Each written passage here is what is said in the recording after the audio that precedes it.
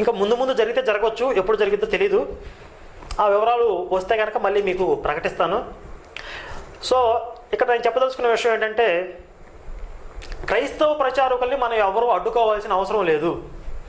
ఎవరైనా ప్రచారకులు వస్తే మీ ఊరికి ఆహ్వానించండి, చక్కగా కూర్చోబెట్టండి, భోజనం పెట్టండి, తీరికగా ఊరిలో వాళ్ళందరినీ పిలవండి, ఒక మైక్ తీసుకుని బైబిల్లో ఉన్న వాక్యాలు ఏంటో చదివి వినిపించండి అందరికీ. అప్పుడు ఓహో బైబిల్ దేవుడు ఇలాంటి వాడు, బైబిల్ దేవుడు ఇలా మాట్లాడుతున్నాడు, ఈయన దగ్గరికి వెళ్ళటం కరెక్టా కాదా, ఈయన దగ్గరికి వెళ్ళాల్సిన అవసరం మనకుందా లేదని వాళ్ళు నిర్ణయించుకుంటారు.